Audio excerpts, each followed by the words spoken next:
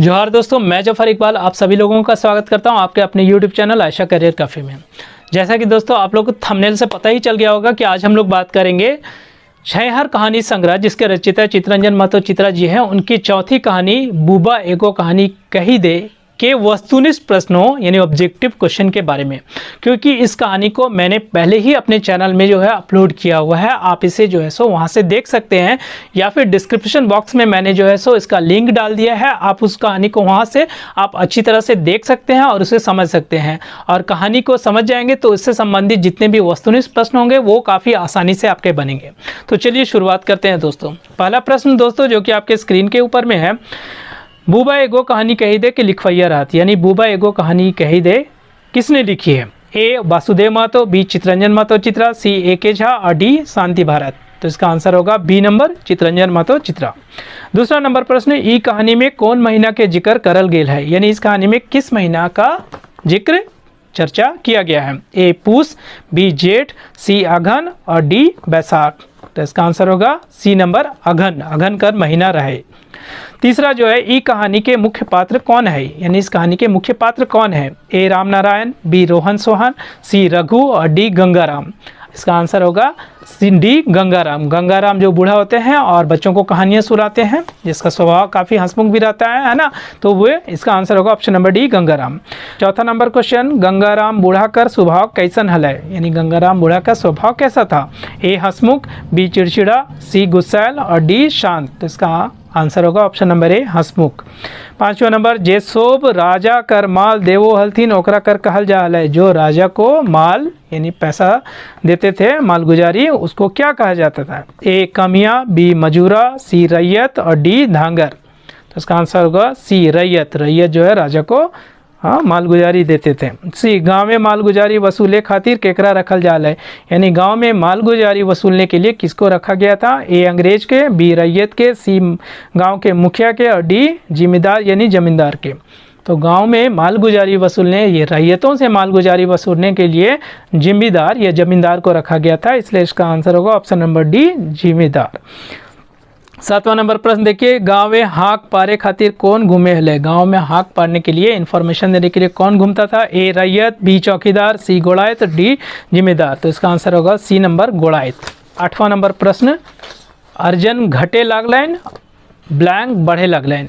अर्जन घटे लगा और क्या बढ़े लगा? ए दाम, बी खर्च, सी काम और डी जो है सो उधार।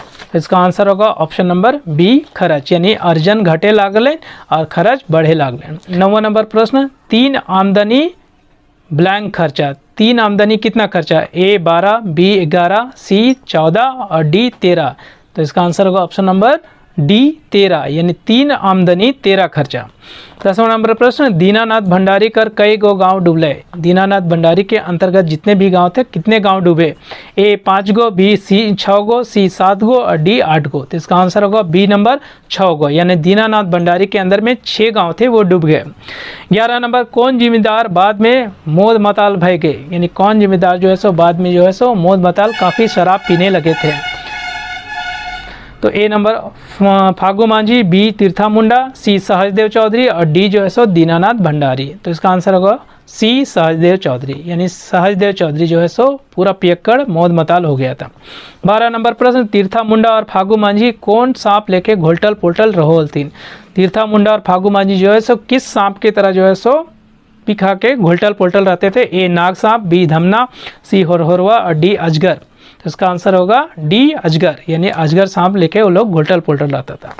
13 नंबर, तीर्था मुंडा और फागू मांझी कर छुआ पुता ककर खेते माइट काटो हलतीन, यानी तीर्था मुंडा और फागू मांझी के जो बच्चे लोग होते हैं है ना, बाल बच्चे, वो किसके खेत में मिट्टी काटने का काम करते थे? ए दूसरा जिम्मेदार, यानी दूसरे जिम्मेदार के पास, ई दीनानाथ भंडारी, सी सहजदेव चौधरी या डी जो है दूसर रैयत के यहाँ, यानी दूसरे किसान के यहाँ। तो इसका आंसर होगा option number B Dinanath Bhandari.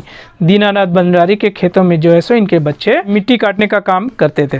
14 number प्रश्न, दूगो खेत और एगो टाँड़ कौन बेचल, यानी 2 खेत और 1 टाँड़ कौन बेच? ए धनिया काका, बी रमुआ दा, सी गंगला आजा और डी जो है सो कोई ना है। तो इसका आंसर होगा सी गंगला आजा। 15 नंबर, दुयोग बेटी के बिहा में दूगो खेत एगो सड़क धार का टाँड़ और पानी पटवे पंपो कौन बेचल, यानी 2 बेटी की शादी में 2 खेत, 1 सड़क के किनारे का टाँड़ और पानी पटाने वाला पंप वो कौन बेचता है? ए धनिया काका, बी रमुआ दा और सी जो है गंगला आजा और डी कोई नहीं। इसका आंसर होगा बी रमुआ दा।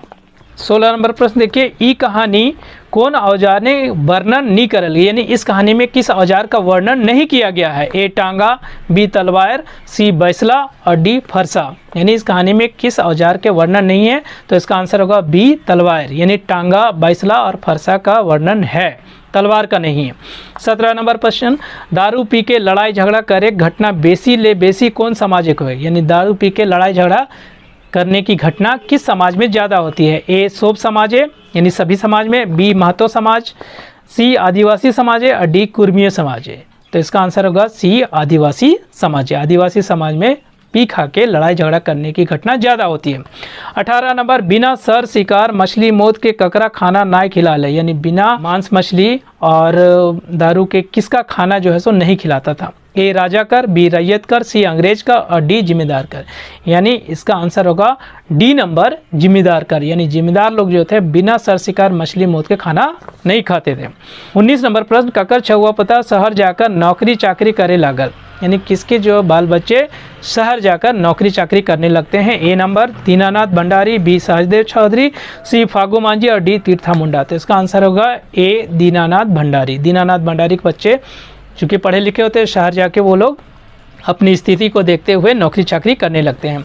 20 नंबर प्रश्न दोस्तों, मैंने जो लिखा है उसके एक तरफ गांव और दूसरी तरफ जिम्मेदार लिखा है।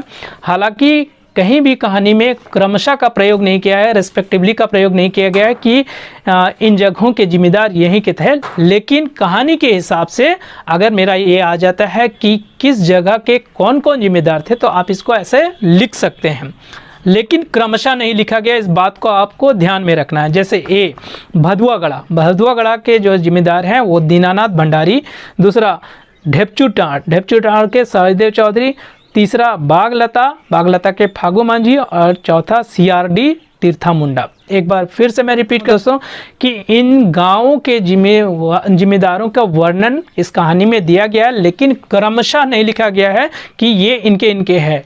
लेकिन अगर फिर भी आ जाए तो आप इसे याद कर लीजिए, वो हमारे परीक्षा में काम देंगे।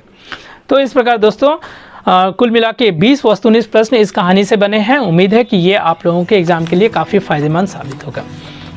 दोस्तों अगर अभी तक आप लोगों ने मेरे चैनल को सब्सक्राइब नहीं किया है तो आप इसे सब्सक्राइब करें और वीडियो को लाइक करें, शेयर करें और अपना कमेंट जरूर दें। धन्यवाद दोस्तों।